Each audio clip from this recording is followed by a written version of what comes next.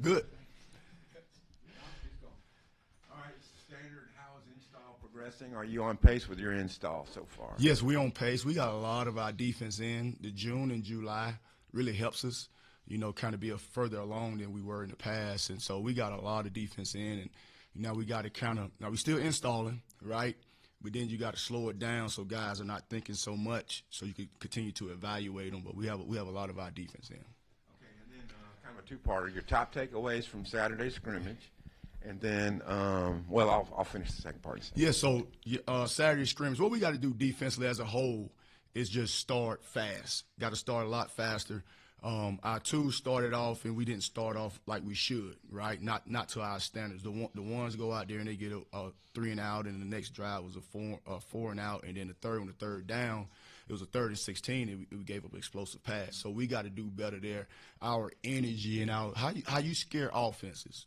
It's not about the play calls. It's just people just smothering the ball, right? So we have to get to the ball like our life depends on it every snap, no matter who's out there. The 1s, 2s, 3s, 4s, it doesn't matter. It's just a standard of defense when we go out there. So that's what I got out of it from my seat. Just, okay, everybody from top to bottom, like straining to the ball like your life depended on it. Now, we did a really good job in the red zone. We did a really good job in 2-minute, third down, and all that stuff, but we have to start faster. Our job is to get the ball back to our offense so they could go down and score. So, yeah, that's what we got to do. All right, finally, do you feel like overall you got more pieces to find places for on the defense this year? We have more pieces. We have a lot of ingredients, right? And we have to cook the meal. We got to put the ingredients in the right spot for the meal can be right. But we have the ingredients. Now we got to make sure, okay, it's not mildew, right, or it's not spoil. What that means, okay, if it's not our standard, if they're not getting to the ball, they're not playing a physical brand of ball, that's not part of our ingredients. So we have the right pieces. We just have to put it all together. So it's been a good deal. Other than Story and Dixs, who are some of the linebackers if you played Alabama A&M today or tomorrow? Who'd be some of them that go in pretty fast? Hopefully all of them. How many do you think you'll be playing in a game this year? Normal game. You know what? We usually rotate 4 or 5, depending on the personnel. They come out in 12 personnel, 21 personnel, putting an extra Sam backer in the game. Story and Dixs, Shaw has been really good, and Andrew Harris has been really good. Trent Welling has been a really good get for us out of the portal. A guy that has a lot of experience, a guy that's going to be able to play special teams for us, a guy that's going to be able to help us on defense. And then you got Wyatt Simmons that's continued to blossom. See, the thing about Wyatt, he got redshirted last year. And then we started spring ball. He had the hamstring. So now you're getting to see him get more reps. He's a guy, man, he goes he goes hard and plays the right way. So we have some good guys there, good nucleus of guys. And then you got Tavion Wallace, who's a true freshman, that's out there, and he's playing with the older guys and doing some different things there. So we have some good pieces in the linebacker room. You kind of hit on my second question, but Wyatt Simmons, I write for the Cersei paper. He's from there. Just talk about his progress. I know it set him back with the injuries, like you said, and stuff. Right. But how much has he progressed this fall? Really, he's doing really well out there. He's doing some really good things. He runs to the ball. Great effort guy. Great human being. Let's start there. Great human being. He's been a really good player for us. He's picking up the system, and he's a guy now. He's not laying down for nobody. You're gonna have to beat him. Right, you're gonna have to he's a tough kid, a tough-minded kid, a great effort kid, and a kid that's just fun to be around. Talked about Andrew a little bit. Sam said in the spring that he doesn't know how a linebacker can move up the depth chart without doing full tackle, and said ever since put pads on, he realized that Andrew hits like a truck. Your thoughts on him? And I've seen you get after him too. So obviously he's got some learning to do, but it seems like he's got a lot of potential. Yeah, he's growing. He's a guy. He just got here. The thing about the portal, when you get these guys in June, you're trying to speed up the process. So everybody that we sign out the portal in June, we're speeding up the process. So there's a little bit more biting, because you're nibbling at him to get him to speed up the process. And you could just see him, and he's getting better and better. He's a physical guy, heavy-handed guy, solid guy. He put his body on you with tackles. So he's going to be a player that could be able to help us this year. You recruited him at UCF. I guess he probably committed to you before you left Arkansas. What was that, recruiting process like you remember with him? And then It's full circle getting him here. It was a process. He has a twin brother, so he and his twin was committed to me, and his twin brother is starting at Maryland, is doing a great job there as they Mike linebacker, and he has a bright future for them there. And but it was good just recruiting him and really just getting to know their mom and the whole family and where they're from. And you know, they didn't come to the States until they was in third grades, and just learning, just the learning barrier for them, and just seeing both of those guys blossom. Just seeing how the good Lord has just blessed their life. They use this football to see the world, you know, just from their background to graduating high school to getting full scholarship to both guys playing at Power 4. And if you really dove into their background, it's like, man, God is so good. You can see God has his hands on their life. So I know both of them very well, and they're very special to me. I'm just so blessed to be Andrew's coach and just being the person that's able to coach him because he has a bright future. When we talked to Coach Pittman and Xavier after the scrimmage on Saturday, they both talked about the big plays that you guys gave up. Need to go back and watch the film, but it might have been communication. When going back and watching the film, what have you seen from those big plays that you guys gave up? Was it communication or anything else that stood out? Some of it was communication, and some of it was, I got this man, I just need to cover him, right? So very first play, the linebacker has the back out the backfield, and he's wide open over there as nobody's on him. So, like, you just got to cover your guy. And just one of them was a communication deal, and we have to communicate pre-snap and post-snap. The pre-snap is, hey, alert, push, or banjo, or whatever our bingo, whatever our verbiage is pre-snap. And then once the ball snap, you have to talk again. So you just can't talk pre-snap and not talk post-snap. So, okay, post-snap, push. So you have to be able to communicate. You can't be out there just standing around and they snap the ball and, oh, what I got. It has to be a pre-snap communication and a post-snap communication. We saw a lot of three linebacker work during the spring, and when we get to watch fastball, it's been pretty much that 4-2-5 base. So I'm just curious, how has the three linebacker looks been coming along? And maybe if you want to play more of that, do you have to find more guys for the position than maybe you did last year? No, we have them. It's just like now that you're out there, it's just the install, the days of the install. A lot of that stuff is coming. We got so much more defense that we're going to put in, but it's a schedule of like your install. So we're going to be multiple. You'll see three linebackers out there. You may see three high safeties. You may see a 3-4. We got a lot of different things. Like today, we had a different blitz package, different guys rushing. You know, just okay, who was our guys that could give us juice? So we could just play coverage and not blitz. So it's different personnel that we putting in, but as far as the installation schedule, we're not there yet. Last one for me. Coach Pittman has talked a lot about wanting to force more turnovers this year. I know for the defensive side, a lot of that can be luck sometimes, but how can you guys make sure, doing your part to try and force more turnovers? What has the focus been on that? You know what? We need to force more turnovers. We need to get more sacks. I think what's going to really help us is our length. We got better length in the back end on that. All four guys have length, so the tip balls, different things like that. It's okay if it's a quarterback and it's just a three-step drop. D-line has to get their hands up because you're not getting a pass rush. So we got to get their hands up and get more tip balls. We doing more deny the ball coverage as well. So that's where you get the turnovers as well. So we'll be able to rush four and then be able to play deny the ball. We'll be able to blitz and deny the ball. So we got some different things because we got some different skill set guys in our room. So being able to be multiple, being able to be aggressive, so you can get those turnovers. Sam was saying that you had free reign to call whatever you wanted in Saturday's scrimmage. What were some of the main packages that you were wanting to throw at the offense? We just wanted to keep it. We wanted to keep it basic as we could do, right? So you can evaluate. So because it's hard to evaluate, and guys are thinking about the whole playbook that you install. So we just try to keep it as basic as possible, but still being able to have enough bullets to different situations so you can evaluate. How do you think you executed that? Solid at some parts, depending on when you ask me the parts of the game. Like at the beginning, like you said, we was some busted coverage deals, and then once we got our cleats in the grass, we was a lot better. And Sam was talking about how the pass protection has been really good. What do you want to see better from the pass rush? Get to the quarterback. We got to identify the speed. We got to identify, okay, who can give us that pass rush, and our offensive line is pretty good, but can we get there with 4, or do we need to send more than 4, 5, 6? What do we have to do to get back there, to get the quarterback off his mark? I have a couple of defensive line questions for you. We've heard a lot about Justice Boone from guys, right, coaches and players the last couple of days. Just What has he done well in the fall? I mean, Pittman talked a little bit about how he felt like it took him a little while to kind of feel like a real member of the team. Yeah, he's been growing. Like, he's a guy, if you really look at it, Cam and Justin, they really have SEC experience up front. You know, Ingraford played a little bit last year, and Danny, but guys that really have a lot of time on task, that is Justin and Cam. You know, and Justin is coming along, and he's one of the guys. Okay, how can we get our best 11 on the field? Is he the buck? Is he the end? Like, what is it? So we're gonna find a way for him to get on the field. He continue to progress and continue to help us. We're gonna find a way for him to get on the field.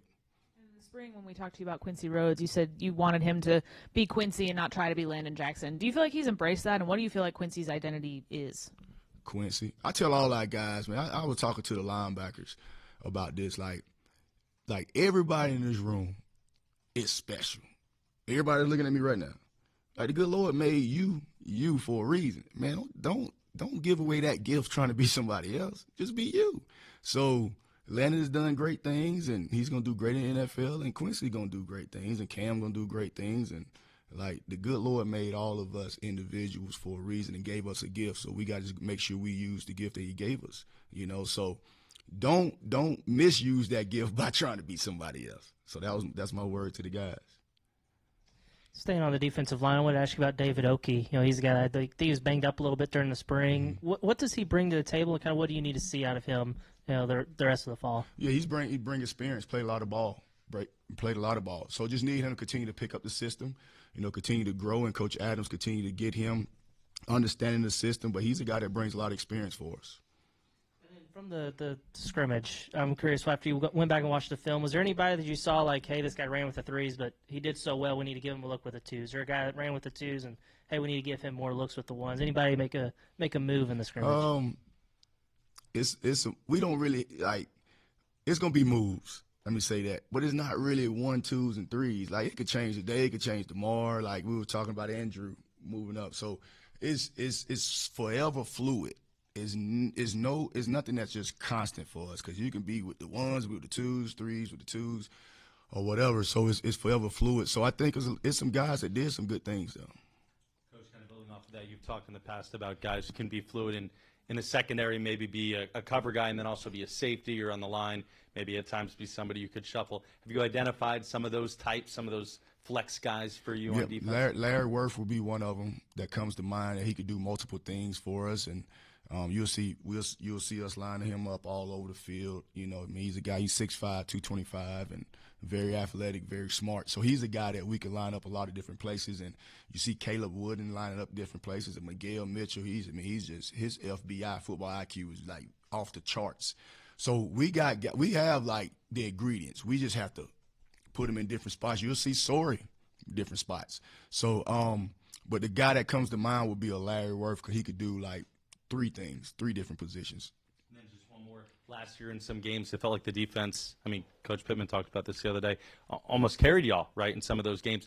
What's the goal as the defensive coordinator to get them from that level of achievement to almost like you said, the next level of success? Right. We just have to like, we don't do all this work to be whatever, right? Like, we want to be like the best at what we do, and that's Coach Pittman's standard, offensively, special teams, and defense. So it's my job to make sure the defense is playing at a high level, taking it to another level.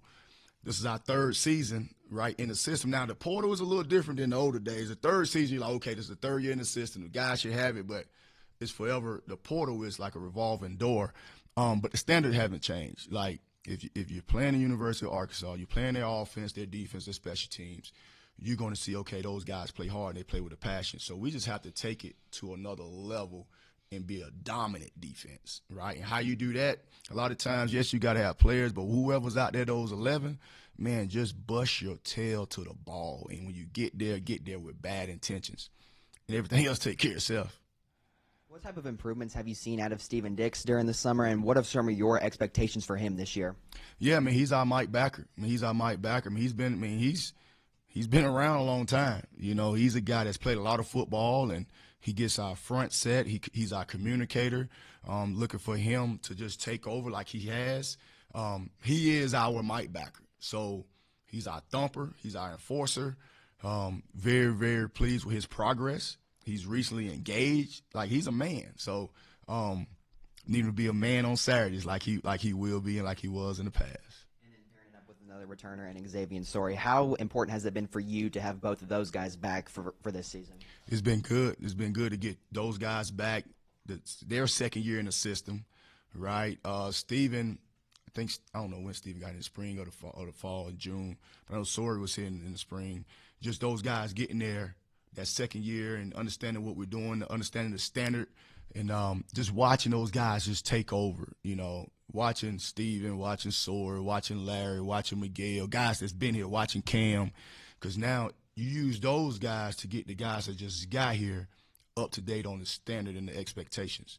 So, but it's been good for both of those guys. I have a question about Cam. A little bit of a rarity. It's going to be his 5th year here. Just what you think of his makeup. He's unbelievable. Cam gonna be like successful. He's gonna play on Sundays. He's gonna have probably a successful business or run some type of successful program or be in politics or something. I don't know, but he is a great human being. He lights up the room.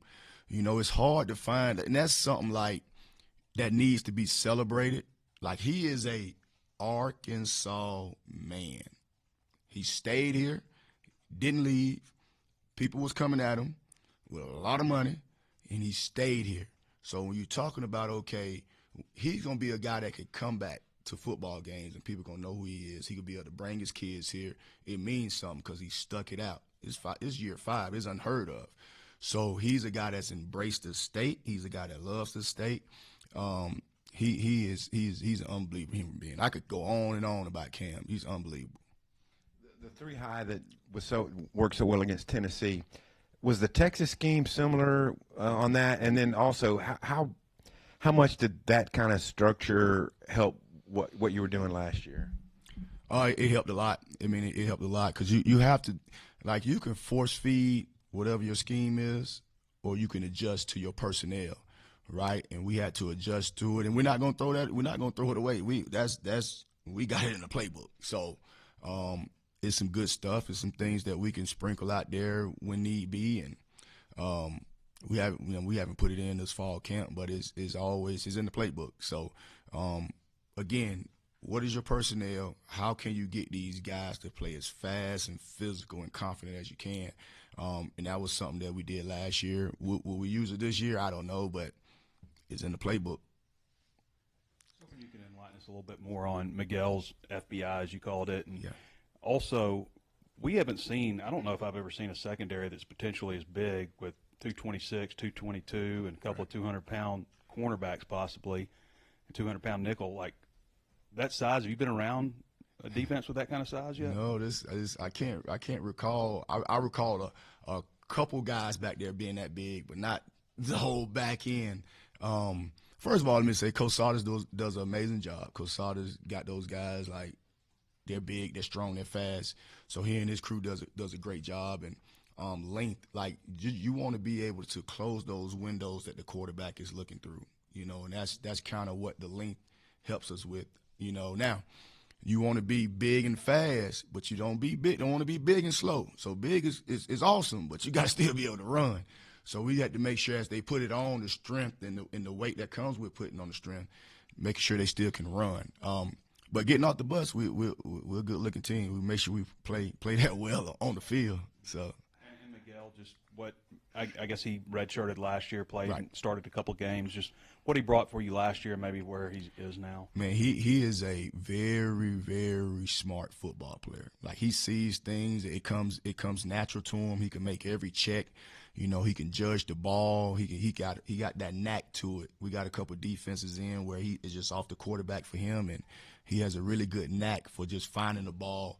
I'm very, very pleased with where he's at. He's playing at a high level right now. So keep it going, you know. And what helps him is he's very, very smart. Gotcha. In the spring, you were a little hesitant in the spring to mention anybody that had, like, really stood out for fear of the portal, I guess. Right. But has anybody improved as much as Saili? I mean, he's lost 55 pounds or so, and looks like he feels really good. Danny is doing a great job for us. Like, he's like the biggest, if you look at it, the biggest turnaround. changed his body, lost a lot of weight. He's explosive. He's quick twitched. He does a really good job for us with some movement stuff and different things like that. But he's a guy that really took just losing weight very, very, very serious. He's been working his tail off, but he's a guy that's kind of trending upward. It's been a couple weeks now in that cornerback battle. It seems like you're still rotating guys, trying to figure out the best combination. Over the next couple weeks, what do you most want to see? What can somebody do to really grab hold of a starting spot there at corner? You know what? All of the guys are doing good. Just trying to see, right now, guys playing together. We got the talent. So, who can make these checks? And then, see, the thing is this. Nobody in the stands see when the D lineman's out of their gap because somebody could get them down, right? Nobody sees when the linebacker's out of their gap because somebody could get them down. Everybody going to see that corner. It's like, oh, shoot, he's wide open, right? So we just got to make sure, no balls over our head, right? So what we got to do is communicate. You got the talent. Who's going to be communicating and make your coaches feel good as far as putting you out there? The pre-snap communication, post-snap communication, and doing your job from there. So it's been a great battle. We got some great talent out there.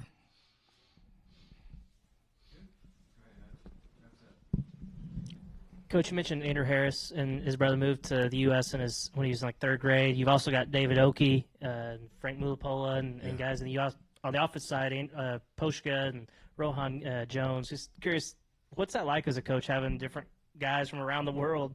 It seems kind of unique. Yeah, it's pretty cool. The fun part is seeing those guys that's from all over the world is seeing just how happy they are. You get around Frank, Frank just a happy kid, is happy to be here and gives great effort, and all those guys, and just seeing what football can do to someone's life. It can change your life, man. So just happy to be around him. And the good thing about coaching is you're grinding. It's football, and you just breathe for a second and get to know these kids, right? And we've done an awesome job with our head coach, Coach Pittman, making us get to know the guys, right? Because you could coach them hard if you know them and they know you care about them. So it's been being intentional about understanding these kids and understanding where they're from and what makes them tick and all of that stuff. So, but it starts with our head coach and him being intentional and letting us know, make sure you know these kids, make sure you care about these kids, and then from there you could coach them hard. Coach, appreciate you. Awesome. Thank y'all.